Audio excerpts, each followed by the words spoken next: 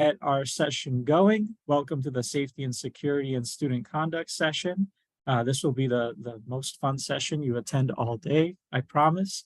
We are here to educate you and let you know about the different resources about student safety and conduct on campus. We'll just do some quick introductions. We will have a few minutes for a Q&A at the end. You can use the Q&A feature to go ahead and submit any questions that you may have. Some will answer in the chat, some will answer live, but we'll answer as many questions as we can at the end. So first off, I'm Nick Golick. I'm the Director for Student Conduct and Community Standards. Good morning, everyone. My name is Tommy McMasters. I'm currently serving as the Chief of Police here at University of North Carolina School of the Arts. Hey everyone, my name is Valerie Thielen. I'm the Chief Compliance Officer and the Title IX Coordinator. Thanks, Chief. Thanks, Valerie. We'll get things kicked off with student conduct. So that'll be me. And all right. Everyone can hopefully see my screen, I hope. Awesome. So really quickly, where can you find me? My office specifically is located in Haynes Student Commons on the first floor in the Student Affairs Suite. My door is usually open. Unless I'm meeting with a student, I like to work with the door open. My calendar, some of you already know, is on every email that I send out. So I know some folks have set up appointments with me to meet with me about different things. What can you do? What do I do? It's more than just student conduct. Certainly, whenever students need something, I'm happy to point them in the right direction. Sometimes students don't always want to pursue a conduct case. Maybe they're just dealing with some issues and they want to know what their different recourses are. I'm happy to provide that for them. Sometimes I will refer them to campus police or Title IX, who are both here and present with us. Sometimes it'll be something that I refer out to Residence Life or counseling or case management. Not everything that goes through me has to do with student discipline or judicial issues on campus. Sometimes students just need to figure out how to resolve or take care of an issue. We do have an interesting student code of conduct. This is, for the visual folks here, this is the best way that I can represent it visually. We do have a code of integrity that follows along with our different cases of conduct.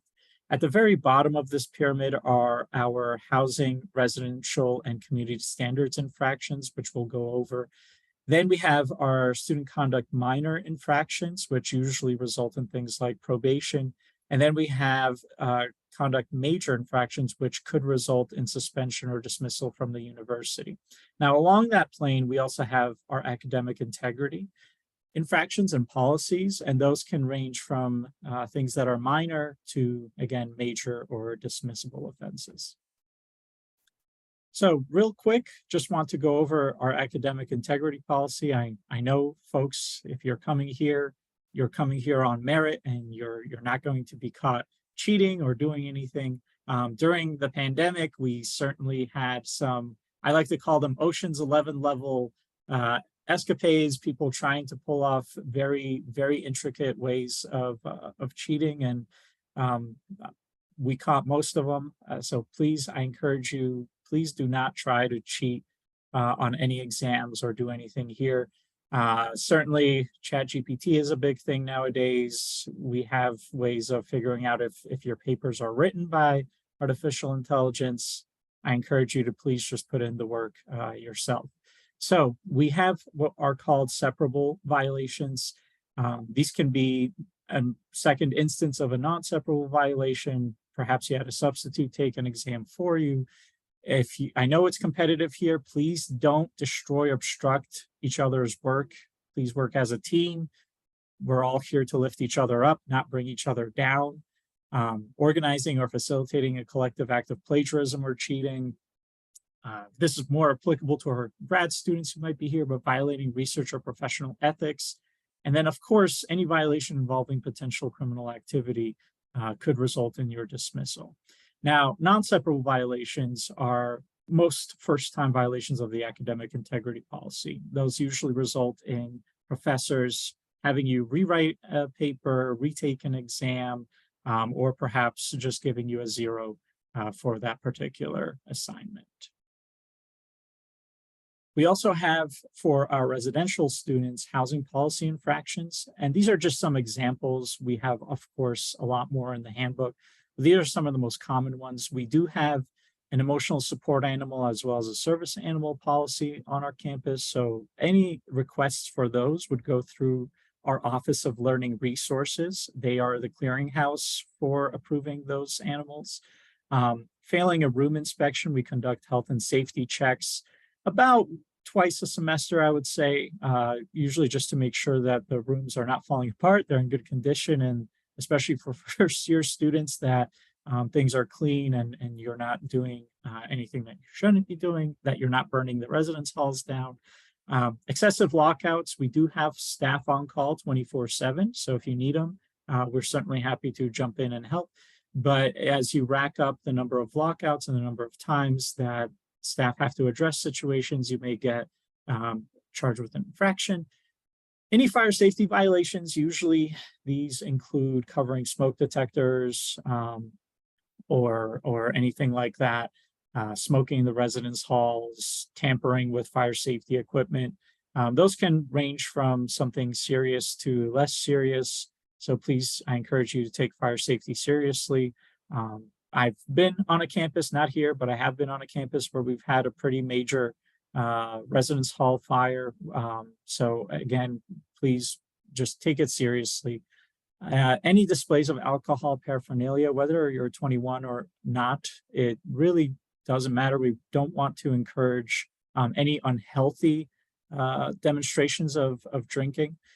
We do have what I affectionately call our tapestry policy.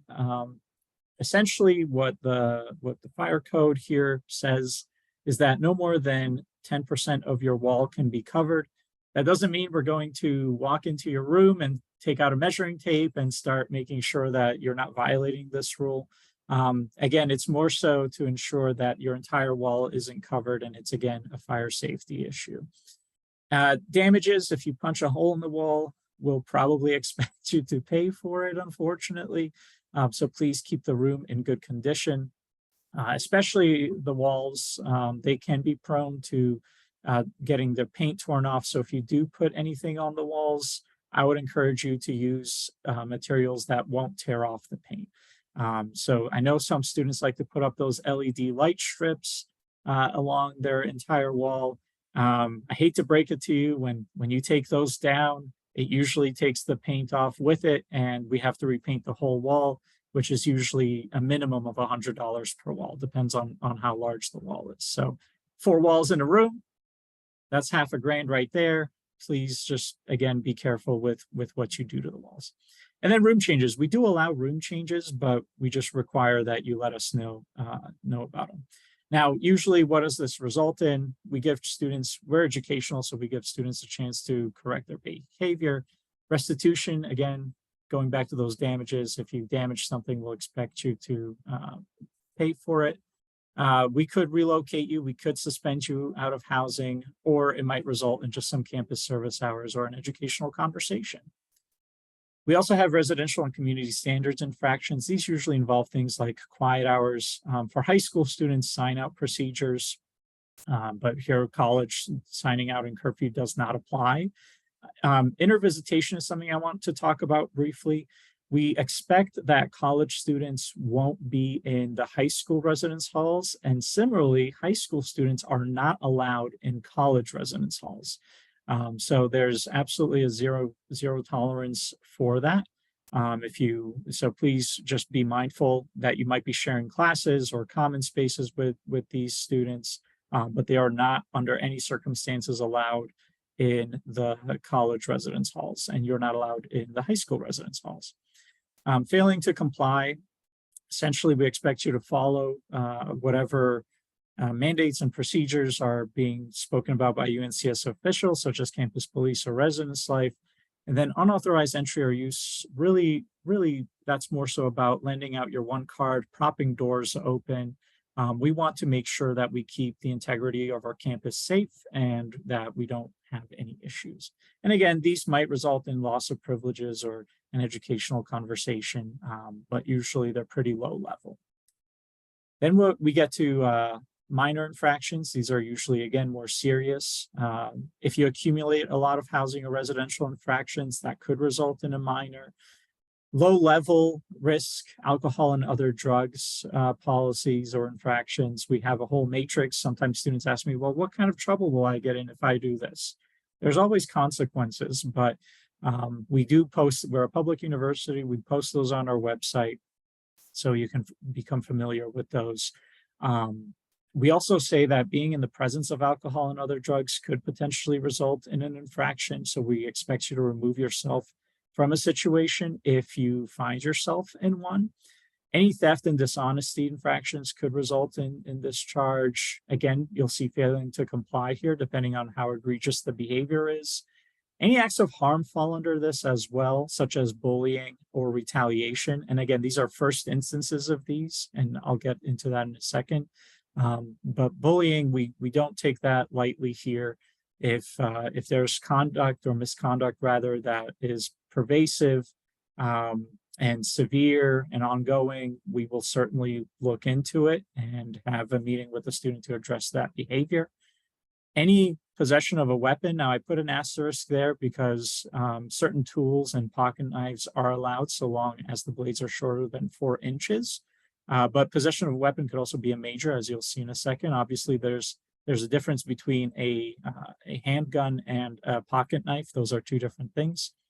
And then we do expect students to self-report if they have been charged criminally with something. Now, that doesn't necessarily mean we will do something about that as well, but we do eventually find out. So it's in your best interest to let us know if you've been charged criminally elsewhere, so that we can be aware. And again, most of these, we do have a restorative justice model. So we do want to help students make things right with the community, especially in cases of bullying. That tends to be a very good experience for students, or where they've caused harm to the community. But more often than not, it'll result in some sort of reprimand or probation and other educational outcomes. And then we get to what I call the major leagues. These could be, again, more severe alcohol and other drugs infractions, misusing prescriptions. Anything that is sexual harassment and assault, Title IX would qualify and go under our major misconduct policy. Again, possession of weapon, any violent or threatening behavior, including hazing. We have 0 tolerance for hazing here. Engaging in conduct that puts the safety of the campus in jeopardy, and accumulating multiple minor infractions could result in your suspension, dismissal, and other educational outcomes. Now, we do have freedom of speech on campus. Essentially, what I will say about it is, as our general counsel likes to say, we won't restrict what you say, but we will restrict how loudly you say it. So we permit posting all over campus. We have different forums for students to express their opinions on campus. We encourage free speech, certainly. And one thing I'll just say about free speech, just because someone has an opinion, that doesn't necessarily mean that you can consider that opinion offensive or something like that. It would have to rise to the level of, again, harassment. It would have to rise to the level of interfering with your ability to participate in educational activities. We encourage students to certainly speak their minds. It's a charged political climate out there. So we certainly foster a lot of conversation. We've mediated a lot of conversations between different groups on campus. So certainly if you have questions about that, feel free to come see me.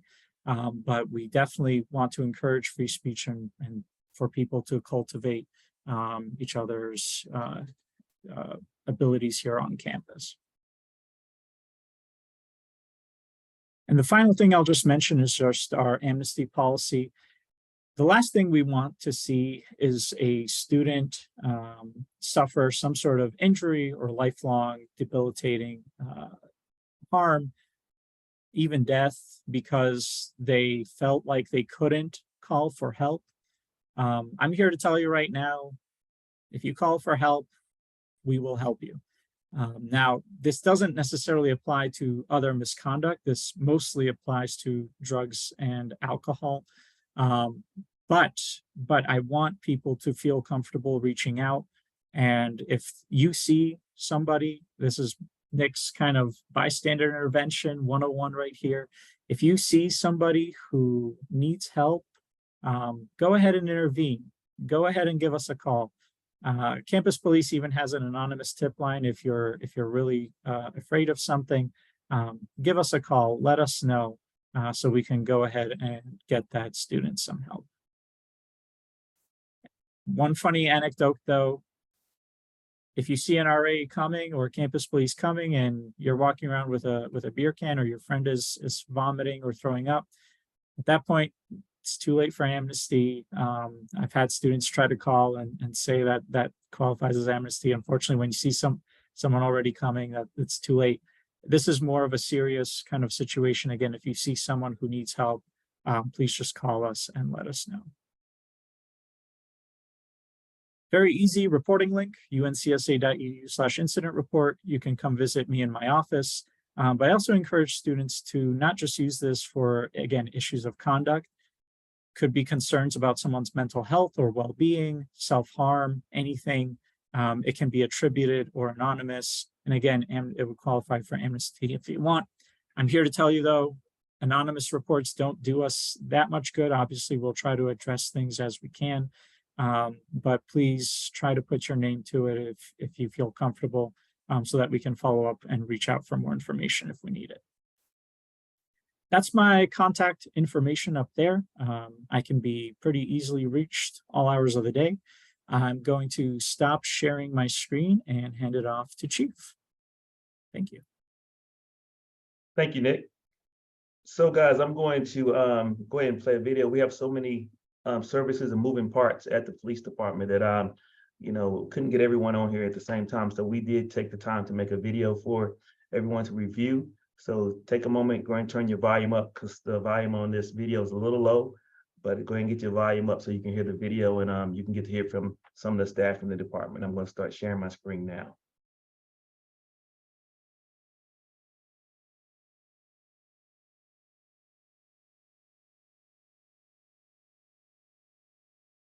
Greetings, I'm Chief Tommy McMasters.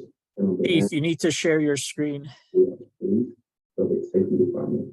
I'd like to welcome each of you to the University of North Carolina School of the Arts. Thanks, Nick. You got it.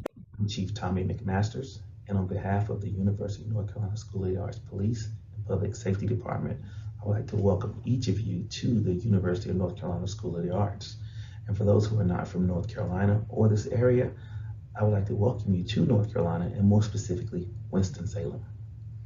We're excited to have you join the UNCSA family, and we look forward to seeing you on and around campus and partnering with you through this journey.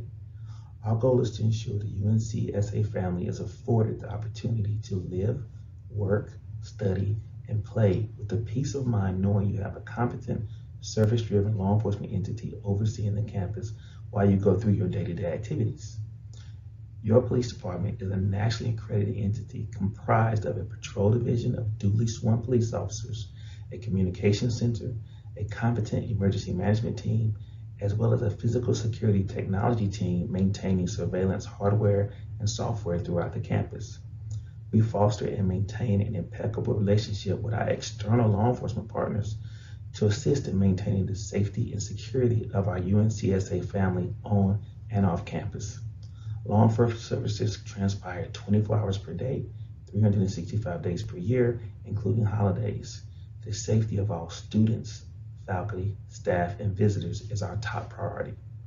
Please feel free to reach out to me or any staff member of this agency at any time, as we are here to ensure your time at University of North Carolina School of the Arts is enjoyable and rewarding.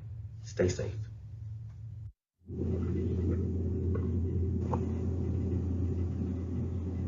As Deputy Chief, I wanted to talk to you about some of the services that we provide. It includes patrol and security checks, special event security, emergency response, criminal investigations, traffic control, vehicle unlocks and jump starts, among others. Crime prevention services include property engraving, bicycle registration, and temporary one-card management when that one-card office is closed. Other key services include welfare checks. If anyone you're concerned about is out of contact, we will attempt to locate them and ensure they are well. Safety escorts. During the hours of darkness, if you don't feel safe walking alone, a police officer may walk with you or provide a ride to your next location on campus or just outside of campus. Safety and educational programs. We do provide opportunities for safety education on campus through different programs, tabling booths, and partnerships with other campus departments. Our department manages the parking program on campus. Parking is enforced by way of tickets, boots, tows. If you need assistance finding a place to park or have other questions, please call us before you get a ticket. You can also email us at parking@unssa.edu. UNSSA Alerts is our emergency notification system that provides critical information to the campus community during an emergency.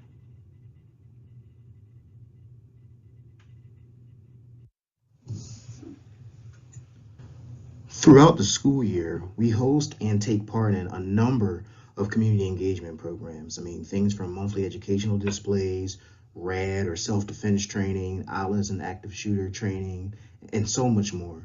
We just ask you guys and everybody to just take advantage of any of these opportunities that you get to know our officers, and so that we can assist you and get to know you. We host cookouts for students in various places across campus. Things like Coffee with a Cop. We'll bring out beer goggles and do simulations of intoxication measures, and so people can learn as well as have some fun. We do games and prizes outside of the cafeteria, participate in Halloween trick-or-treat events with the high school. And really, that's just such a small list of things that you'll see us doing. Bottom line is, you'll see us out and about on campus. You'll see us engaging with the student body. We really want to be a part of the family feel, the team, the entire UNCSA experience with you, and not be seen as adversaries. There's a ton planned for this year.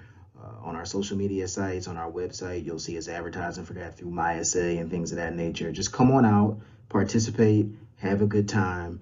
We really want to do this thing with you. We want to be one big community. And remember, the more we attack things as a community, the very less likely it is we ever have to put on the quote unquote law enforcement hat.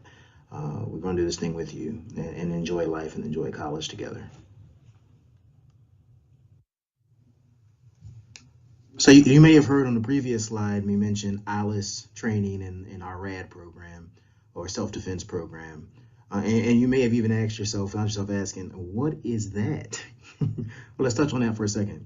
ALICE is simply just a more detailed run, hide, fight program. It includes exercises and discussions to educate the participants on their options if they find themselves in a threatening situation or something like an active threat or active shooter situation. ALICE is an active shooter response training program designed to provide proactive strategies and improve changes of survival in those type of incidents. The thing about ALICE that we like is it trains you to be prepared for those situations, but it also empowers you to take and make your own life-saving decisions based on the circumstances that present itself. RAD, on the other hand, is it's a basic self-defense program that teaches awareness, prevention, risk avoidance strategies, and it also teaches, quite frankly, self-defense. The program culminates in the opportunity to actually be able to beat up an officer. So, I mean, who really wants to miss that? You definitely want to take advantage of that to have a little fun. But bottom line is it allows you to learn real life strategies and techniques and tactics that will help you defend yourself if you were to find yourself in a risky situation where you had to deploy these options. Now, let's be clear, we don't want anyone to ever have to use these skills, okay? But it's better to know that you have options, what these options are, and to have a sense of self-confidence that you could protect yourself no matter what the threat is if it presents itself to you. And quite frankly, when those situations come, seconds count, you know? So we don't want you figuring things out at that time. We want you to be prepared at that time. The seconds you can save, it gives us time to get there, and then we finish things off and make sure you get to go home safe that day. So for these two programs, keep an eye out for MySA announcements. The opportunities will be early, often, and quite frequent across campus. Make sure that you can sign yourself up and join in. You'll have a good time. All right, see you there. As the emergency manager, I oversee our emergency notification system called UNCSA Alert. UNCSA Alert is used for timely emergency notifications to keep the campus community informed of the latest emergency information or changes in campus operation. The range of communication channels include email, phone call, text message, safety app, our social media pages, our website. Also, we have outdoor and indoor emergency speaker system. UNCSA Alert offers different categories of messages, which include our emergency notification messages, which are sent in reference to any emergencies that require immediate action as required by the Clery Act. Emergencies include active shooter, building fire, and gas leak. These messages are sent by all modes of notification. Timely warnings. Timely warning messages are sent about crimes that have already occurred but represent an ongoing threat and will aid in the prevention of similar crimes as required by the Clery Act. Examples are robberies and motor vehicle thefts. These messages are sent by email only. Safety advisory messages are also sent by email only, and these messages are to inform the UNCSA community of general safety information as well as initial information about acts of violence with a continuous threat reported at educational institutions within Forsyth County. We also send out weather notices. These weather notices messages include threatening weather conditions such as tornado warnings, winter weather, and hurricane warnings that may affect the operations of campus. Lastly, we have test messages. These messages are sent out on a monthly basis at the first Wednesday of each month at 10 a.m. to test the integrity of the system.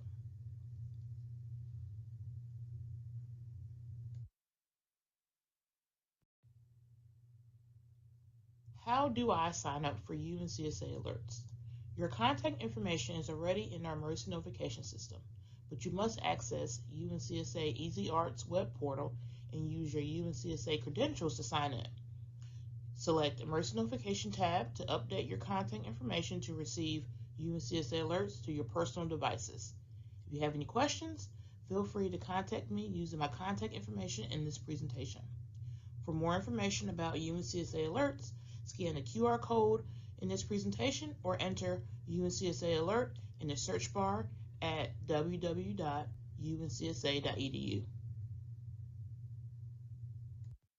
Safety App is our most recent addition to our emergency notification system. Our Safety App allows you to receive critical information during an emergency and relay information directly to campus police. The UNCSA Safety App features include Text Campus Police, which is a two-way communication with campus communications officers with an option to be anonymous. You can text us or send photos of crimes in progress on campus or medical emergencies. Our Safety Timer feature acts as a virtual safety escort.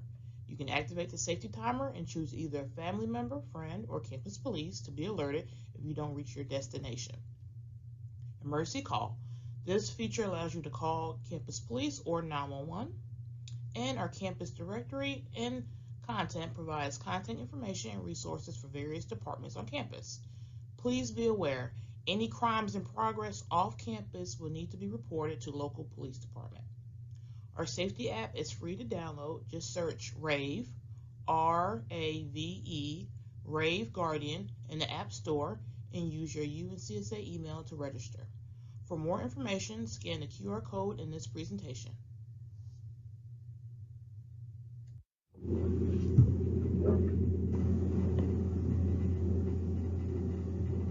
As Deputy Chief, I wanted to talk to you about the expanding technology that we use to enhance the ability to provide you services. These are some of the tools and how they are used. These include the one-card system for access control, security cameras used in investigations, and the blue light call boxes to help you easily reach assistance. The call boxes are placed to provide direct access to the Police Communication Center if assistance is needed. We currently have two types of call boxes on campus. Some are the smaller boxes marked emergency, and the newer ones are the towers marked assistance. We are updating to the assistant towers to encourage their use and to update the technology. Please use either to ask questions or to get help. Building access control provides an exceptional safety measure, the ability to lock down campus in an emergency. If that happens and you're outside, your priority is to get off campus as directly and quickly as possible. I will also note that the system does not close doors. So if you prop a door open, it creates a vulnerability that could get others hurt or even killed. Please do not prop the doors open.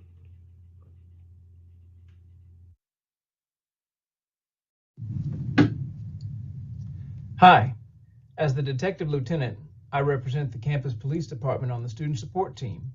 As the name suggests, this is a group of officers that provide support to students who are experiencing distress, disruptive actions, or harmful behavior. The student support team can literally help a student with almost any distressing situation.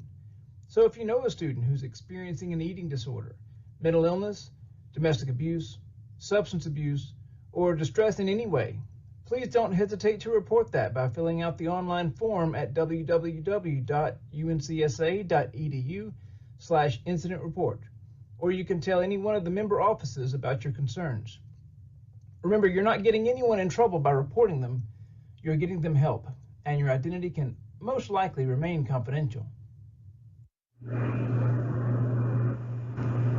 As the patrol captain, I would like to discuss some prevention and personal safety tips. Lock doors. Don't prop them. These doors can be referred to your residence or campus buildings you work in. Do not use items such as rocks or props to ajar doors. Secured doors can prevent unwanted guests from entering into your personal space or workspace. Close exterior doors behind you. This can also be referred to the first slide. Report lost one cards. If you lose or misplace your one card, report it immediately to the one card office across from the Gray Building, located on Keenan Drive. Reporting can prevent unwanted guests having access to your residence or campus building. Report suspicious persons, especially in residence hall. Anyone or any activity that looks suspicious, report it immediately. Let us, the police officer, investigate. Your safety is our first priority, so I encourage you to report anyone and everything that looks and feels out of place. Walk with others and use well-lit areas. Walk in groups when traveling at night to and from campus. Use routes with well-lit lighting. Let someone know your destination or route. Let a friend know your whereabouts when working on projects after hours.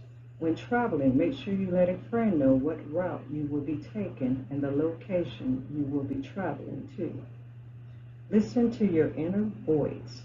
Like the old saying goes, if it doesn't feel right, it isn't right. Follow your conscience and instinct.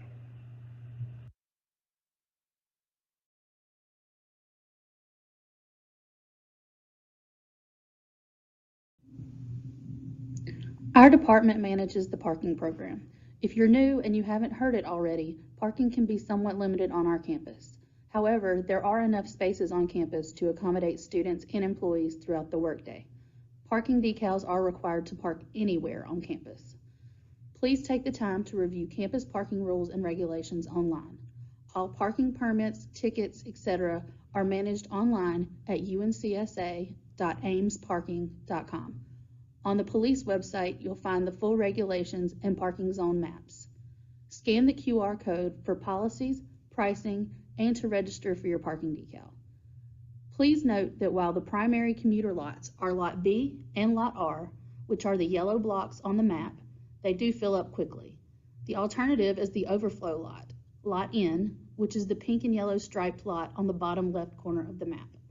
Plan your day in advance so you can drop off what you need to and park in an available space and walk to class on time. Residential students can only park in Lot N, which is the pink and yellow striped lot on the bottom left corner, and Center Stage students can only park at Center Stage Apartments, which is Lot H. If you aren't sure where to park, call 336-770-3600 888-888-3321 and we'll help you find a space. If you have any questions about what you read in these resources, please email parking@uncsa.edu. Well, I hope this presentation has given you some insight as to the services provided by the University of North Carolina School of the Arts Police and Public Safety Department. I would love for you to visit our website, uncsa.edu/police. Connect with us on Facebook and Instagram, and follow my essay for pertinent information and updates. We can be reached at the numbers provided, so please store them in your phone and do not hesitate to stop by and visit. Again, we're here to serve you. You are now officially a part of the elite University of North Carolina School of the Arts, and we're glad to have each of you. Have a phenomenal year, and we look forward to seeing you around campus. Again, stay safe.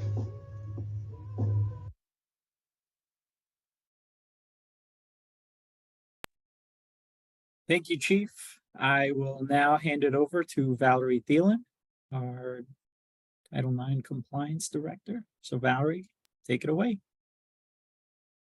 All right. Hi, everybody. So I'm going to wrap up this morning session. So I'm going to start out a little bit differently. You all have a number of online training modules that if you are on top of it, you probably completed already. If not, if you're like me, you might wait till the last minute. I have a brother who's about your age. He started school in North Carolina a year ago. And the day before he was going to leave for school, he pulled up his laptop and he said he had all these trainings he still needed to do.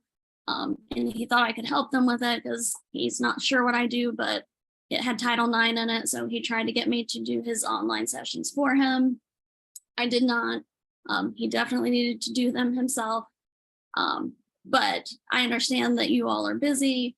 Just keep in mind that it's important to review the information, because once you get to college, it's a little bit different. Things can be a little bit overwhelming. So while you're at home, take some time and really just go through that information. I'm not going to go in depth into all of the things that are in those modules because you're going to have that there. I'm going to do a pretty broad overview of what my office can do to help you if you need it or if you have a friend that needs it. One of the things that I like to start out with is, my office handles discrimination and harassment and people who have been victims of sexual violence. So a lot of times when people come to me, it's because something bad has happened. So they're in distress and needing help. A lot of what I work with are people who are, helping a friend or helping a family member who's dealing with that situation. So talking, about bystander intervention, of stepping in to help other people is really important. And one of the great things about UNCSA is people really do care a lot about each other. We have people who are from very different places and different backgrounds, but people are here to help you. And my office, the Title IX office, is one of those places that you can get help if you need it. So I work specifically with students who have experienced harassment based on sex or gender. I also deal with people who have been victims of sexual violence, stalking, interpersonal dating, domestic violence, any of those things. So depending on what people are dealing with, what we can do to help them is a little bit different. It's tailored toward each specific person. So there's not one cookie cutter response of what I will be able to do. But here is just, a broad overview of the areas that I assist with. So Title IX is focused on people being able to ensure that they get to stay in school, that they have access to their education, despite what's happened to them. So a lot of the focus that I have is making sure that somebody is not failing out of classes, or if they are struggling in a class, figuring out different ways to get that person support. So there's an academic side that my office can help intervene with if someone is struggling because, for example, they've been the victim of an assault. Housing is another area that I work with. Actually, Nick is one of the people I work with, and others in housing and residence life. If somebody is having a concern, they may not feel safe, or something may have occurred in their housing, whether it's not a place where they feel like they can stay. I work to assist with that. I work with campus police, and the new chief, I'll be working with him this year when we have situations where a student feels like they are physically in danger, or something is going on where they need special assistance with potentially escorts on campus, putting together a safety plan of who can be there and available throughout campus at different times where somebody feels like they need extra support. My office can also issue what's called a no contact directive. And what that means is it's an administrative directive that basically tells students that they're not to have interactions with each other. So I issue those in situations where it's no longer a benefit for people to be interacting. It could be because there's been allegations of harassment or sexual violence. It can be a number of different things. But the order comes from my office. They're considered mutual no contact directives, meaning it goes two ways. So when I issue them, it goes to both people. They both get the same information and the same instructions not to contact each other. I also work with counseling, health and wellness, other areas on campus to, if somebody is struggling, they might need a number of different support resources. So my office is there to connect people to those resources. So we have two specific policies on campus that handle harassment. One is our interim Title IX regulation, which if you follow different political things, Title IX has become kind of a bit of a hot topic in the past decade, really, in the United States. So there have been some changes that are a little unusual. For our purposes and on our campus on how we're able to support students, it really has not changed. Our campus has kept our policies broader and given us the ability to still take actions to help students in whatever way is going to be the most beneficial for them. This one policy is limited specifically just for students and for behavior that happens on our campus. We have a second policy that's a little more broad, that it handles discrimination that's not just on sex and gender, that's also race, disability, other categories that are called protected classes.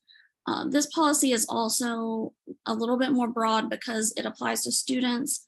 It also applies to faculty, staff, visitors, anyone who is on campus essentially is covered by this policy. Some examples of the behavior that we're talking about is, I use the term sexual misconduct. That's a very broad term. It can mean anything from harassment, so verbal harassment, online harassment. It can also, deal with sexual violence, so sexual assault, touching people without consent, stalking, relationship abuse, dating, domestic violence.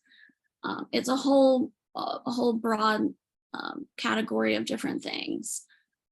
Giving you this specific definition from our Title IX regulation on what sexual harassment is.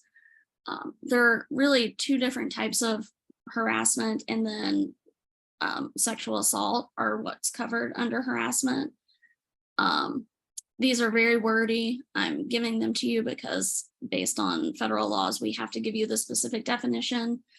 I'll interpret them for you because they're a little bit kind of a mouthful. But the first one means it's basically a description of if somebody tells you you have to give them, go on a date with them to be able to, get a special assignment for a class. That would be considered quid pro quo harassment, meaning like somebody's trying to get you to do something that you wouldn't normally do with some reward. That's pretty rare. That doesn't really happen, even, but that is still covered. The second type of sexual harassment is the one that is most common. And the actual definition is unwelcome conduct determined by a reasonable person to be so severe, pervasive, and objectively offensive that it denies a person equal access to the institution's educational programs.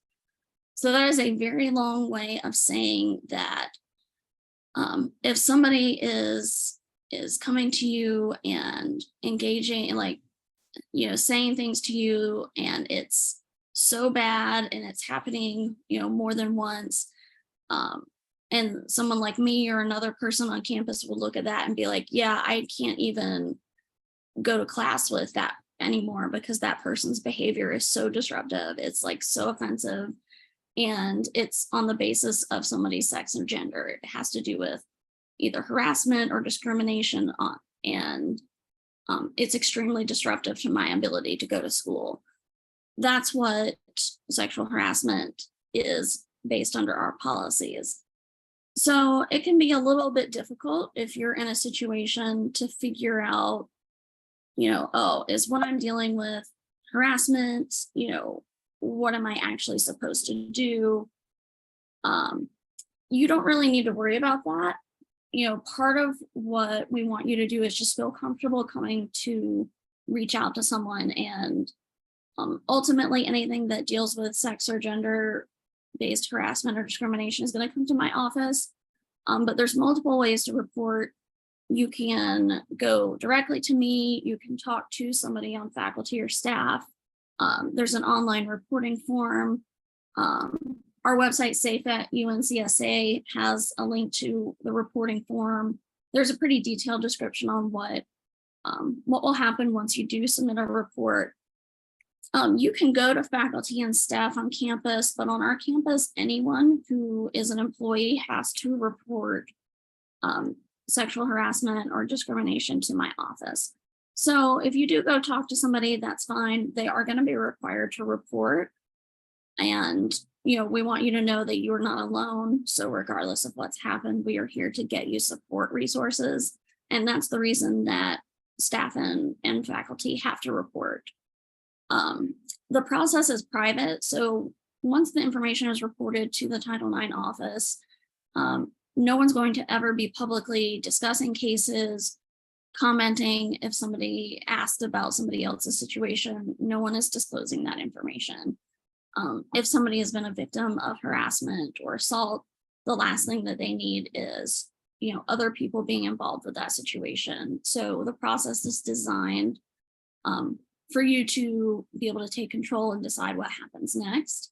If a report is made to the Title IX office, the first step is really an email from the Title IX office offering support resources and requesting to meet. That meeting happens so that an assessment can be done about what ways you're going to best be served by, like, what options we have for support. And potentially, if you have something where you can have the option to file a complaint, we can talk about whether or not you want to do that. A lot of times people come to the Title IX office, they don't want to file a complaint, and that's fine. You can still get support resources without filing a complaint. We're really here to do whatever is in your best interest, and that's really up to individual people. If somebody does decide to file a formal complaint and they've come to the Title IX office, they will be asked to write down what happened. An investigator will be assigned. You'll get a notice of investigation.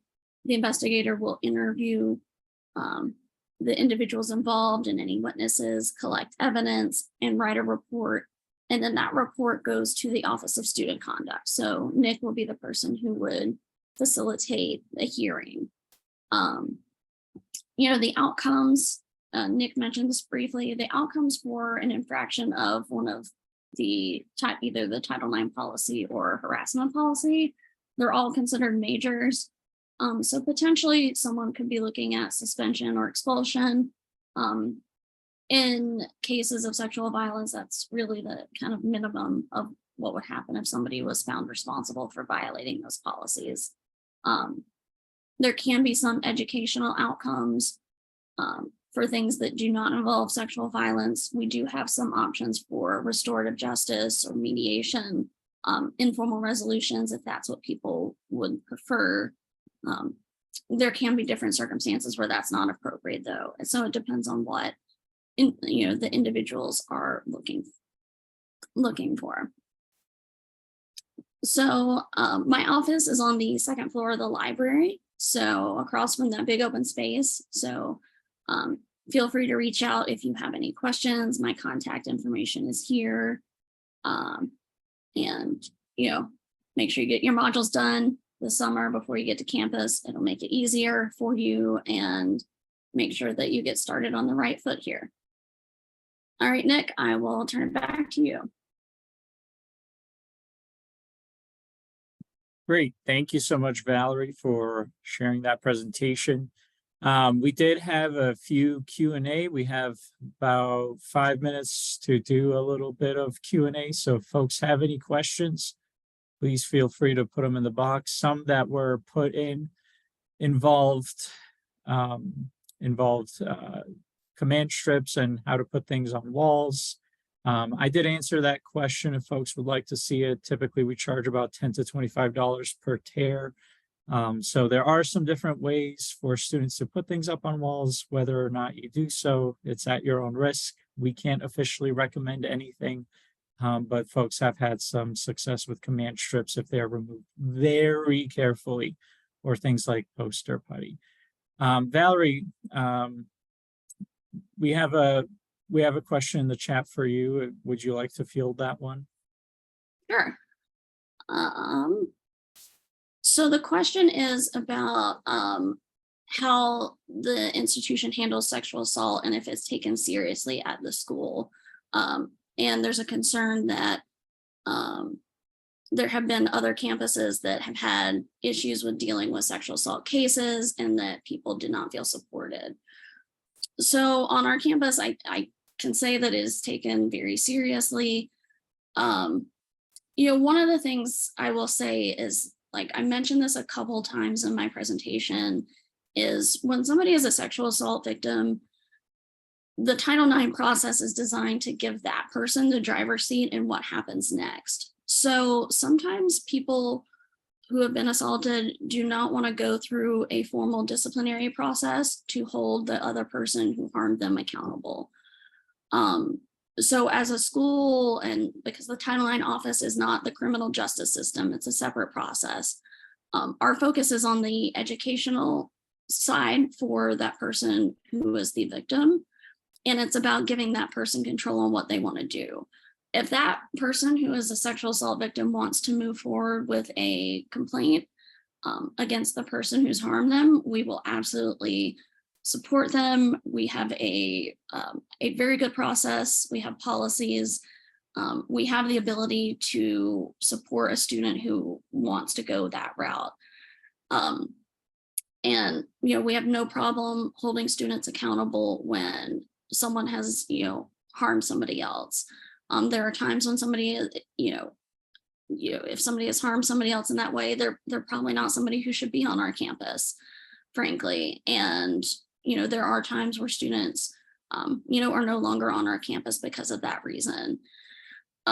So that being said, not everyone who has been sexually assaulted wants to go through a complaint process. And many times people just want to focus back on their education and try to get back to a place where they're healing.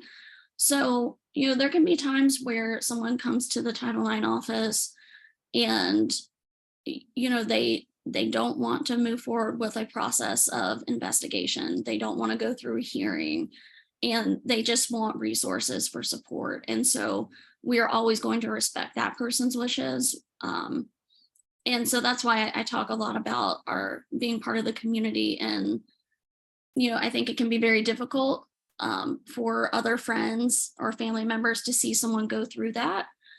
Just keep in mind that it's really important that the person who has been assaulted gets to make that decision moving forward on what needs to happen. But our campus has no problem, addressing issues and addressing them in a way that's very effective and holds people accountable.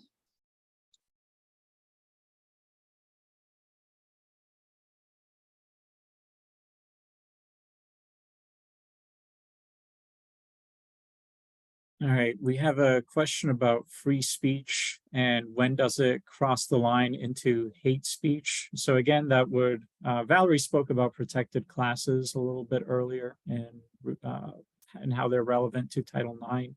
If it crosses that line and it becomes discrimination or harassment because somebody is attacked or harassed based on their class, that's when it becomes a problem. If it begins interfering with their ability to pursue educational opportunities on this campus, that's when it becomes hate speech. Now, hate speech is codified in a certain way under policies and laws. That doesn't mean that we can't have a conversation with a student about some problematic things that they've said. It just means that we can't necessarily hold them accountable under student conduct. Now, I say that to cover my bases. Really don't have that here, but certainly I want to cover that kind of base and make sure that folks understand that it is taken seriously.